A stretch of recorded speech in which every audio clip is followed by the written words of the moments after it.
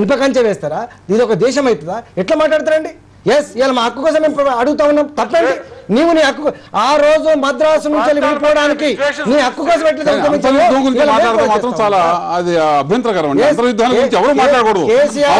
కేసీఆర్ లాంటి స్థాయిలో నాయకులు అంతర్యుద్ధం వస్తుందని హెచ్చరిస్తున్నది. ఒకవేళ వస్తే నేను నివారిస్తానని చెప్పాలి. అలాంటిది ఆయనే అంతర్యుద్ధం వస్తుంది అంటూ అన్నది ఖచ్చితంగా అభ్యంతరకరం.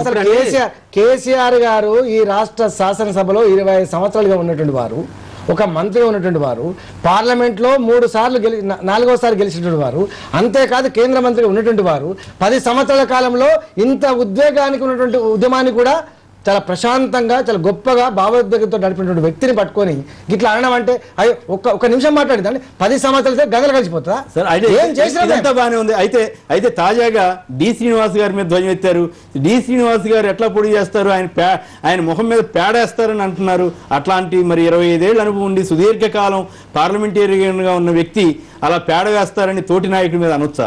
ఓట్లు వేస్తారో పేడ వేస్తారో అంటే ఇప్పుడు ఒక ఉద్యమకారుడు ఉద్యమ కార్యకర్తలకు ఉద్దేశించి మాట్లాడుతున్న సందర్భం డెఫినెట్ మాట్లాడతారండి అన్నారా? ఎందుకంటారండి? నేను ఎందుకంటున్నా అంటే ఆయన పిసిసి అధ్యక్షులు, ఆయన పక్కా తెలంగాణవాదిని ఎప్పుడు చెప్పుకుంటూ ఉంటాడు.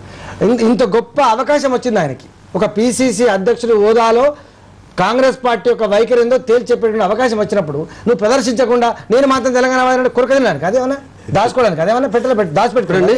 సందర్భం వచ్చినప్పుడు ప్రదర్శించేటువంటి అవకాశం వచ్చినప్పుడు ప్రదర్శించమని చెప్పి కోరే దాంట్లో బాగా మాట్లాడింది తప్ప ఏదో వ్యక్తిగతంగా వారికి మాకేందండి. ఇప్పుడు ఇక్కడ కేసీఆర్ గారు కానీ టీఆర్ఎస్ కానీ అసలు వాళ్ళు తేల్చుకోవాలి, వాళ్ళది ఉద్యమ పార్టీయా రాజకీయ పార్టీయా? వాళ్ళు చెప్పినట్టు ఉద్యమకారులు ఆవేశంలో ఏమైనా చేసినా కానీ అదొక పద్ధతి.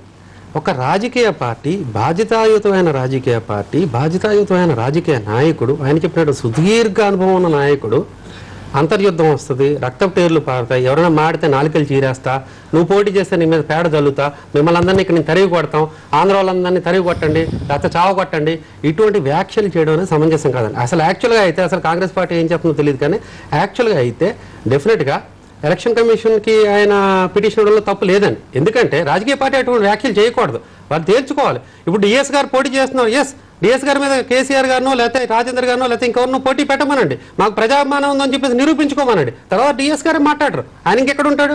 రెండో మాట కూడా ఓడిపోయాక రాజకీయ సన్యాసం తీసుకోవాలి. అలా కాకుండా నువ్వు పోటీ చేస్తే నీ కాళ్ళు ఇరక్కొడతాను, నువ్వు తిరిగితే కాళ్ళు ఇరక్కొడతాను, అసలు ఏంటండి ఇది? మనం ఎక్కడున్నాం? ఏమైనా ఆటవిక రాజ్యం ఇది ప్రజాస్వామ్యం? ఇప్పుడు రాంభట్ల గారు ప్రజాస్వామ్యంలో ఉన్నాం కాబట్టే తెలంగాణ రాష్ట్ర సమితికి ఆ సోయి ఉంది కాబట్టి ఈ ప్రశాంతత ఉంది, గుర్తుపెట్టుకోండి. మీకు తెలియాలి ఇవాళ నిజంగానే కనుక తెలంగాణ రాష్ట్ర సమితి ఆ ప్రజాస్వామిక పందాలో పోకపోతే ఇంకో రకంగా కూడా ఉండేది. కానీ ఇవాళ మేము ఎంత సమయంలో ఉన్నమో, ఎంత బాధ్యత ఉన్నమో, ఎంత జిమ్మదారి కలిగినటువంటి పార్టీ మీకు అర్థం కావాలి. ఎంత ఉన్నది కాబట్టి ఇట్లా మాట్లాడుతున్నారు. తెలంగాణ రాష్ట్ర సమితి చెప్పేది ఏంటంటే మాకు న్యాయపరంగా ఇప్పుడంటే నేను న్యాయపరంగా సంపాదించగలిగితే ఓకే, లేకపోతే బ్యాంకులు దోచుకుంటాను, మీరు నోరు మూసుకు కూర్చోండి. ఇప్పుడు శ్రీకృష్ణ కమిటీ తెలంగాణ ఇస్తే ఓకే, ఇవ్వకపోతే అంతర్యుద్ధం వస్తుంది. అంటే వాళ్ళు బ్యాలెన్స్డ్ గా అన్ని ప్రాంతాల ప్రజల కోరికలు ఏంటి అనేది వాళ్ళు బ్యాలెన్స్డ్ గా జడ్జిమెంట్ తీసుకోకూడదు. Judgement has to be given before arguments అన్నమాట. చాలా గొప్ప మాట మాట్లాడుతున్నాడు. నేను ఒక్కటే వాడిని అడుగుతా ఉన్నా, దేని ప్రకారంగా మీ పార్టీ తెలంగాణ రాష్ట్ర ఏర్పాటు కోసం పొలిట్ బ్యూరోలో పెట్టుకొని మహాసభల్లో పెట్టుకొని ఓ కమిటీ వేసుకొని 3 నెలల ప్రయాసతోటి చంద్రబాబు నాయుడు గారు బయటకు వచ్చి నేను ఇగో కాంగ్రెస్ పార్టీ ఇన్నాళ్ళు తెలంగాణ ఉద్యమాన్ని ఓట్ల కోసమే ఉపయోగించుకున్నది, సీట్ల కోసమే ఉపయోగించుకున్నది, నేను మాట అంటే మాట కట్టుబడి ఉంటా అని చెప్పింది. చాలా బ్రహ్మాండంగా చెప్పింది. మేము అనుకున్నాం అబ్బా చంద్రబాబు నాయుడు గారు ఎంత గొప్ప మాట్లాడారు. ఏమైందండి మరి మీరు ఇవాళ ఏమైంది? శ్రీకృష్ణ కమిటీకి ఎందుకు రిపోర్ట్ ఇవ్వలేకపోయినరు? నేను అడుగుతా ఉన్నా మిమ్మల్ని. 7వ తారీఖు నాడు అఖిలపక్ష మీటింగ్ పెడితే మీరు ఏం మాట్లాడింది శివశా గారి ముందట? 8వ తారీఖు ఏం మాట్లాడిందో కాదండి, మీరు మాట్లాడుతున్నారు కదా. డెఫినెట్ గా మా బాధ్యత ఉందండి. మాట ఇచ్చి తప్పిన వాళ్ళు, మోసం చేసిన వాళ్ళ గురించి ఏం మాట్లాడతాం?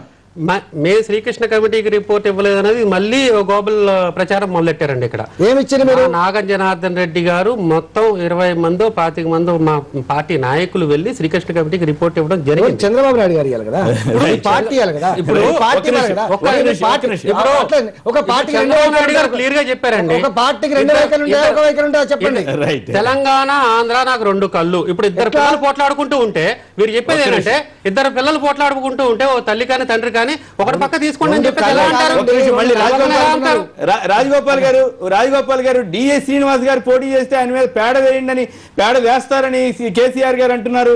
దానిపైన మీరు ఎలా స్పందిస్తారు? పేడ వేస్తారని లేదండి, మీరు మళ్ళీ వారు అన్నారండి ఓట్లు వేస్తారా పేడ వేస్తారా తేల్తది అన్నారు వారు.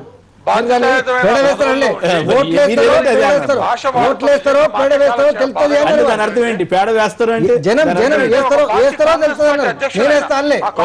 అధ్యక్షుల మీద మేము పేడ వేస్తామంటే ఇంకేం చెప్పాలి చెప్పండి. ఎందుకంటే ఇది కొత్త ఏం కాదు.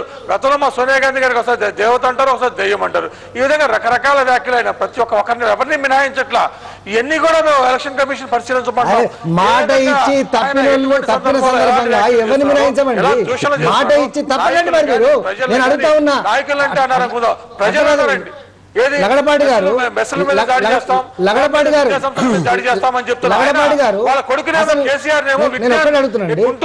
కేంద్ర హోంమంత్రి చిదంబరం గారు 9వ తారీఖు నాడు స్వయంగా కేంద్ర ప్రభుత్వం తరఫున మాట ఇచ్చిండ్రు. మరి మాట తప్పచ్చా అండి?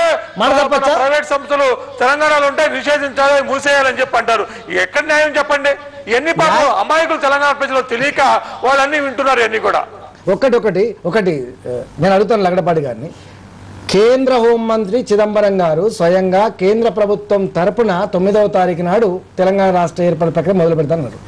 అది 23వ తారీఖున మాట మార్చిండ్రు. నీదేం పద్ధతి అండి? నీకేం ధర్మం ఉంది? నీకేం న్యాయం ఉంది? నీకేం ప్రజాస్వామ్య విశ్వాసం ఉంది? నీకు ఎట్లా చెప్పండి? నీకు మాట్లాడే హక్కు ఉందండి? 100 తిడతారండి. మాట ఇచ్చి తప్పినోళ్ళ మీద 100 తిట్టే అధికారం ప్రజలకు ఉంటది, ప్రజా ఉద్యమ నాయకులకు ఉంటది అనే విషయాన్ని మర్చిపోవద్దు. రాజగోపాల్ గారు మీరు మాట తప్పారు కాబట్టి 100 తిడతాం మళ్ళీ అంటున్నారు రాజేంద్ర గారు. తప్పలేదా? చెప్పమని చెప్పండి. ఇది ప్రజాస్వామ్యంలో ఉన్నామండి. ఎక్కడ ఆటవిక ప్రపంచంలో లేవు, మనం ఎక్కడ అనాగరిక ప్రపంచంలో లేవు, ప్రజాస్వామ్యంలో ఉన్నాం. మేం తిడతాం, మేం కొడతాం అని చెప్పే కానీ ఇంకా ప్రజాస్వామ్యం ఎందుకు చెప్పండి?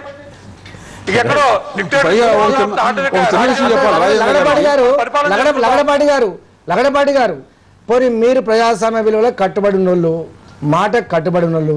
నేను రెండు ప్రశ్నలు అడుగుతున్నా మిమ్మల్ని. 2004లో తెలంగాణ రాష్ట్రంతో జతగట్టిండ్రు, దేనికోసమో చెప్పండి. రెండవ మాట, ఇప్పటికీ తెలంగాణ ప్రాంతాల్లో పోస్టులు ఎత్తాడు. నిన్నొకటి మొన్నోడు ఏమని ఎత్తాడంటే, ఇగో తెలంగాణ తెచ్చేది మేమే, తెలంగాణ ఇచ్చేది మేమే. తెలంగాణ మ్యాప్లో చెయ్యి గుర్తు పెట్టుకుంటారు. నేను అడుగుతా ఉన్నా, తెచ్చేది మీరే ఇచ్చేది మీరే. అడ్డం ఉన్నాడు ఎవడో చెప్పండి.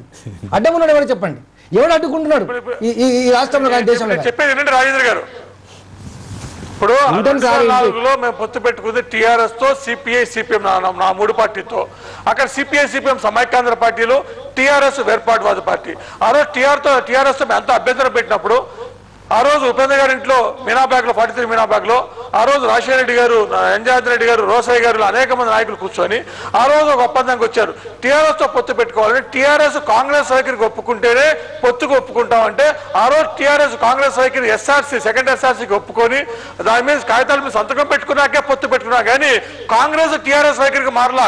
టీఆర్ఎస్ కాంగ్రెస్ వైపుకు మార్చుకొని ఆ వైఖరి కట్టడి చేసి ఆ తర్వాత ఎన్నికల పొత్తు పెట్టుకున్నాం, ఆ తర్వాత ఎన్నికల్లో పోటీ చేస్తాం. అలాగే 2009లో అది వేరే విషయం. మీరు టీడీపీ, మరి మీ వైఖరికి టీడీపీ వచ్చిందా ఏందనేది మీ మధ్యలో సంబంధించి. కానీ మీ కాంగ్రెస్ పార్టీ స్పష్టంగా ఆ రోజు పొత్తు పెట్టుకున్నప్పుడు ఖచ్చితమైన ఈ యొక్క ఒప్పందంలోనే ఆ రోజు పెట్టారు. ఎస్ఆర్ సెకండ్ ఒప్పుకొని ఎస్ఆర్సీ వేయండి, ఎస్ఆర్సీ ద్వారా తెలంగాణ సమస్య పరిష్కారం అంటే అప్పుడేదో ఒప్పుకున్నారు. కానీ గమనించండి చెప్పి ఒక్కటి, whether it is second SRC or first SRC మాకు సంబంధం లేని సబ్జెక్టు. మా సబ్జెక్ట్ వల్ల తెలంగాణ రాష్ట్ర ఏర్పాటు సబ్జెక్టు నెంబర్ 1.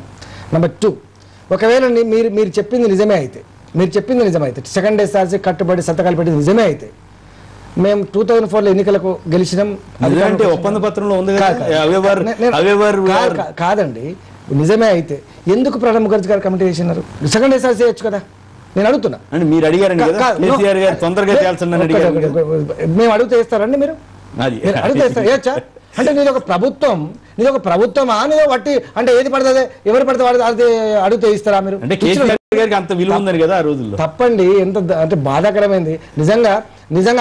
కేసీఆర్ గారికి అంత సత్తా ఉందంటే మరి ఎందుకు మళ్ళీ చెప్పండి. మాట్లాడండి. ఒకటి జగన్పాటి గారు నేను చెప్పేది మీరే మీ ప్రధానమంత్రి గారే కమిటీ వేసిండ్రు.